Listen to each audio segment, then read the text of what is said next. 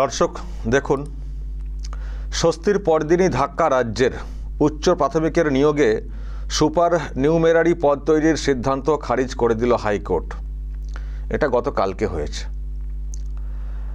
নিচে লেখা, বুধবার কলকাতা হাইকোর্টের ডিভিশন বেঞ্চ ৩২,০০০ প্রাথমিক শিক্ষকের চাকরি বহাল রাখায় স্বস্তি পেয়েছিল রাজ্য। তার ২৪ ঘন্টা কাটতে না কাটতেই উচ্চ আদালতের অন্য একটি রায়ে ধাক্কা খেল রাজ্য। রাজ্য সরকার অতিরিক্ত পদ তৈরি করে উচ্চ প্রাথমিকে চাকরি দেওয়ার চেষ্টা করেছিল একটা অংশকে, প্রায় ১৬০০ পদ। তো সেটা নিয়ে মামলা হয়েছিল, মামলা চলছিল। তো বিচারপতি বিশ্বজিৎ বসু তিনি ওই যে সিদ্ধান্ত রাজ্য সরকারের, সেটাকে অবৈধ বলে খারিজ করে দিয়েছেন। তো সেই জন্যই বলা হচ্ছে যে এটা একটা ধাক্কা। গতকাল এটা হয়েছে, কিন্তু তার আগের দিনে একটা স্বস্তির একটা ব্যাপার ছিল, কারণ কলকাতা হাইকোর্টের ডিভিশন বেঞ্চ, বিচারপতি তপব্রত চক্রবর্তীর ডিভিশন বেঞ্চ যে অর্ডারটা করেছে তাতে অবশ্যই রাজ্য সরকার স্বস্তি পেয়েছে। কারণ প্রাক্তন বিচারপতি অভিজিৎ গঙ্গোপাধ্যায় নিয়োগে অনিয়মের কারণে প্রাথমিকের ৩২,০০০ চাকরি বাতিল করে গিয়েছিলেন। তো সেটাই আবার চ্যালেঞ্জ হয়েছিল, প্রথমে ডিভিশন বেঞ্চ, তারপর সুপ্রিম কোর্ট, তারপর ফের ডিভিশন বেঞ্চ কলকাতা হাইকোর্টে। তো ঘুরে ফিরে এসে ওই বেঞ্চে এসেছিল। তো সেই বেঞ্চ যেটা করেছে, প্রাক্তন বিচারপতির ওই যে অর্ডার ৩২,০০০ চাকরি বাতিলের, সেটাকে খারিজ করেছে। তার মানে চাকরি বহাল রেখেছে। তো এটা সত্যি একটা স্বস্তির রাজ্যের কাছে, কারণ তার আগে এসএসসির ২৬,০০০ চাকরি বাতিল হয়েছে। তো এটাও যদি হয়ে যেত তাহলে আরও বড় একটা অস্বস্তি আসতো।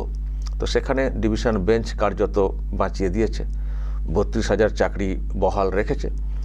তো সেই জন্যই এখানে বলা হচ্ছে মিডিয়াতে যে স্বস্তি হলো আগের দিনে, কিন্তু ২৪ ঘন্টা কাটতে না কাটতেই অস্বস্তি অন্য একটি রায়ে। তো বিচারপতি তপব্রত চক্রবর্তীর বেঞ্চ স্বস্তি দিয়েছিল কার্যত, কিন্তু বিচারপতি বিশ্বজিৎ বসু অন্য কেসে ফের অস্বস্তিতে ফেলে দিয়েছেন। এখন দর্শক, এই নিয়ে তো গতকাল অনেক চর্চা হয়েছে, আমি আর ওদিকে ঢুকছি না। কিন্তু আমি একটা বিষয় নিয়ে আমার নিজেরও একটা কৌতূহল ছিল, আমার মনে হয় আপনাদেরও অনেকেরই আছে, যে ওই যে স্বস্তির যে বিষয়টা, মানে আগের দিনে যেটা হয়েছে ৩২,০০০ চাকরি বহাল রাখাটা,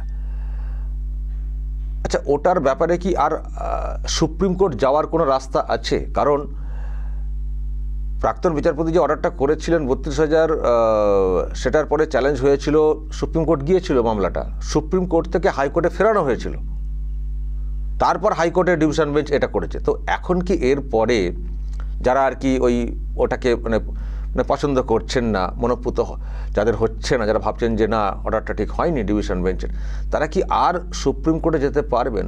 সেরকম কি কোনো গ্রাউন্ড আছে নাকি, যেহেতু ওখান থেকে ফিরে আসছে আর কোনো জায়গা নেই? বা আদৌ কি তারা যাওয়ার চেষ্টা করছেন, যারা এই মানে প্রাক্তন বিচারপতি অর্ডারটাই বহাল থাক বলে চেয়েছিলেন? কারণ অনেকেই যারা চাকরি প্রার্থী ছিলেন তাদের বক্তব্য ছিল যে অনিয়মে নিয়োগ হয়েছে, আমরা রাস্তায় বসে রয়েছি, বঞ্চিত, আমরা মানি না বলে তারা মামলা করেছিল। সেই মামলায় এতদূর গড়িয়েছিল।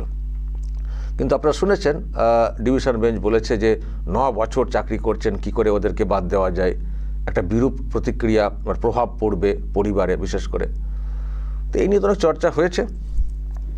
কিন্তু আমি যেটা বলতে চাইছি দর্শক, না আপনাদেরও কৌতূহল দূর করতে, যে সত্যিই কি কোনো গ্রাউন্ড আছে, মানে সুপ্রিম কোর্টে যাওয়ার কি কোনো রাস্তা আছে, বা সুপ্রিম কোর্ট এক্স্যাক্টলি কি বলেছিল। আমি দর্শক এ নিয়ে গতকাল আপনাদেরকে দেখাতে পারিনি, গতকালকেই কথা বলেছিলাম যারা এই মামলা লড়ছেন আইনজীবী হিসেবে, তাদের মধ্যে অন্যতম তরুণজ্যোতি তেওয়ারি অ্যাডভোকেট। তো তিনি কি বলেছেন দর্শক একটু শুনে নিন, তাহলে বুঝতে পারবেন। আমার সঙ্গে এই মুহূর্তে রয়েছেন যারা মামলাটা লড়ছেন, তাদের মধ্যে অন্যতম আইনজীবী তরুণজ্যোতি তেওয়ারি।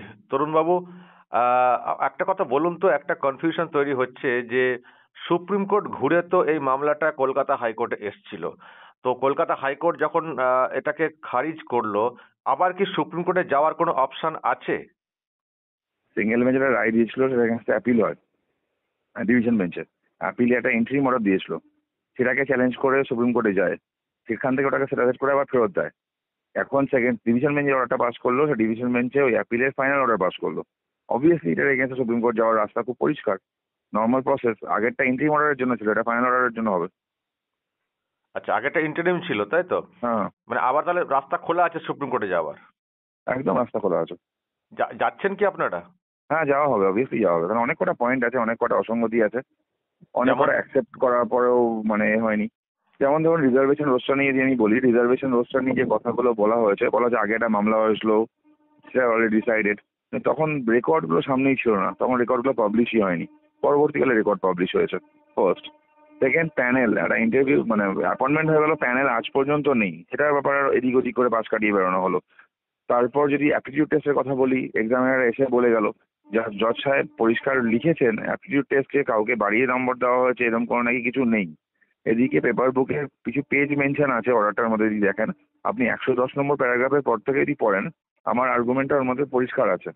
তো সেখান থেকে পরিষ্কার দেখা যাচ্ছে কি কি আমি দিয়েছিলাম, সেগুলো অ্যান্সার আমাদের কাছে স্যাটিসফ্যাক্টরি নয়। অনেক কটা পয়েন্ট আরও আছে, সেগুলো অবভিয়াসলি সেগুলো নিয়ে সুপ্রিম কোর্ট যাওয়া হবে। একটা কথা মানুষ বলছেন যে গ্রাউন্ডে 26,000 চাকরি বাতিল হয়ে গেল চাল কাপড় আলাদা করতে না পেরে, তো এখানে কি করে সেটাকে রেখে দেওয়া হলো? হ্যাঁ, হয়তো একটা এফেক্ট হয়েছে, ওই 26,000-এর হাহাকার দেখেছেন বিচারপতিরা। এন্ড অফ দ্য ডে সবাই তো হিউম্যান বিং, তাই না?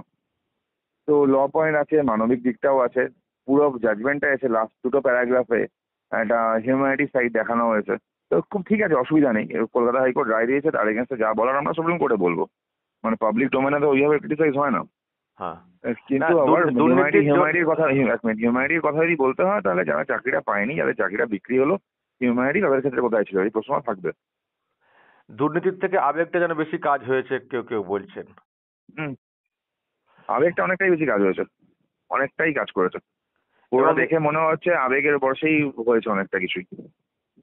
এগুলো সব আপনারা বলবেন উচ্চ আদালতে, তাই তো? অবভিয়াসলি ল পয়েন্ট, এখন ল পয়েন্ট তো আপনাকে এখন আমি সব ডিসক্লোজ করবো না, অবভিয়াসলি ডিসক্লোজ করবো না। কিছু কয়েকটা বললাম জাস্ট, আরো কতগুলো আছে সেগুলো হবে। যেভাবে সুপ্রিম কোর্টের জাজমেন্টগুলো ডিস্টিংগুইশ করা হয়েছে, ওইভাবে weather it can be distinguished or not, এটা সুপ্রিম কোর্ট টেস্ট করবে। আর একটা বিষয় নিশ্চয়ই কাল থেকে লক্ষ্য করছেন, প্রচুর মিষ্টি বিলি হচ্ছে, লাড্ডু বিলি হচ্ছে, তাদেরকে অনেককে আমরা তো তাদের মধ্যে অনেক অনেক অনেক চিহ্নিত আছে, অনেক চিহ্নিত আছে। এবার আমি সিম্পল কথা বলি, 32,000-এর মধ্যে অনেক যোগ্য আছেন, অবভিয়াসলি আছেন। তারা হচ্ছে সিস্টেমের ভিকটিম। আমাদের লড়াই কোনো ব্যক্তির বিরুদ্ধে নয়, লড়াইটা হচ্ছে দুর্নীতির বিরুদ্ধে, সিস্টেমের বিরুদ্ধে। 32,000-এ সবাই বেনিয়মের শিকার, যারা চাকরি পেয়েছে তাদের ক্ষেত্রেও বেনিয়ম হয়েছে, যারা চাকরি পায়নি তারা বেনিয়মের জন্য চাকরিটা পায়নি। পদে পদে দুর্নীতি এবং বেনিয়ম একেবারে। এবং আপনারাও তো দেখছি কটাক্ষের শিকার হচ্ছেন, আপনারা কি সব চাকরি খেয়ে নিচ্ছেন, এটা হচ্ছে বক্তব্য। যাই বলুক, যে যা বলার বলুক, আমি আবার বললাম ব্যক্তিগতভাবে কারোর সাথে কোনো শত্রুতা আমার নেই। যারা চাকরি করছেন বা যারা চাকরি পাননি, ব্যক্তিগত শত্রু আমার কেউ নয়, ব্যক্তিগতভাবে কোনো সম্পর্ক নেই, কোনো শত্রুতাও নেই, মিত্রতাও নেই। সুতরাং তারা কি বলছে আমাকে এফেক্ট করে না।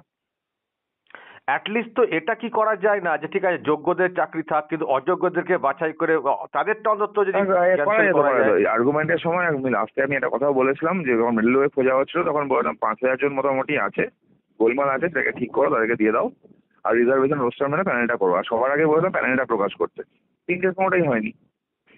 এবার আপনাকে আরো একটা কথা বলতে কি, অন দ্য সেম গ্রাউন্ডে সিঙ্গেল বেঞ্চে যেগুলো ইন্ডিভিজুয়াল মামলা আছে সেগুলোকে টাচ করেনি, তো ইন্ডিভিজুয়াল মামলাগুলো এখনো পড়ে আছে। তো মানে ওই বলো না, এখন অনেকটা যাওয়া বাকি আছে। আর এই মামলাটা যদি উল্টো রায় হতো, আমি কালকে আপনাকে বলছি, ধরুন কালকে ওই চাকরি বাতিল হয়ে যেত, তাহলে কি হতো? তাহলেও সুপ্রিম কোর্টে যেত, তাদের চাকরি রক্ষা হয়ে যেত, তাহলেও সুপ্রিম কোর্টে গেছে। আলটিমেটলি ডিসিশন তো সুপ্রিম কোর্ট থেকেই হবে। একেবারে একেবারে। ওকে, অসংখ্য ধন্যবাদ থাকার জন্য। তো দর্শক শুনলেন, তার মানে সুপ্রিম কোর্টে যাওয়ার রাস্তাটা আছে, ওটা ইন্টারিম একটা অর্ডার ছিল, কিন্তু সুপ্রিম কোর্টে যাওয়ার রাস্তা আছে এবং ওনারা সুপ্রিম কোর্টে যাচ্ছেন, এবং বললেন বাতিল হলেও দেখতেন সুপ্রিম কোর্টেই আবারও চ্যালেঞ্জ হতো, ফলে আলটিমেট সুপ্রিম কোর্টকে সিদ্ধান্ত নিতে হবে। ফলে মিষ্টিবিলি বা এইসব যেগুলো সব হচ্ছে, এই হাসিটা চিরস্থায়ী হবে কি না সেটাও কিন্তু এখন প্রশ্নের, কারণ সুপ্রিম কোর্টে মামলা গেলে সুপ্রিম কোর্ট শেষ পর্যন্ত কি বলছে সেটা দেখতে হবে। কারণ 26,000 চাকরি বাতিলের যে বিষয়টা এসএসসির, সেটা কিন্তু সুপ্রিম কোর্ট বহাল রেখেছে। বহাল রেখেছে। এটা হয়তো হিয়ারিং পর্বের জন্য ফিরিয়েছিল মামলাটা, কিন্তু আবারও চ্যালেঞ্জ হলে দেখা যাক সুপ্রিম কোর্ট কীভাবে কোন দিক দিয়ে সেটাকে বিবেচনা করে। কিন্তু আমি একটা কথা বলবো শেষে, আমরাও চাই না যারা যোগ্য তাদের চাকরি চলে যাক, কিন্তু তার মানে এই না যোগ্যদেরকে ঢাল করে অযোগ্যরাও চাকরি করবেন, তাদের হাতে আমাদের ছেলেমেয়েদের ভবিষ্যৎ থাকবে, এটাও কিন্তু আমরা চাই না। দর্শক বলবেন যদি আপনাদের আরও কিছু বলার থাকে এই নিয়ে, অবশ্যই বলবেন যা বলার, এবং নজর রাখবেন আরামবাগ টিভিতে।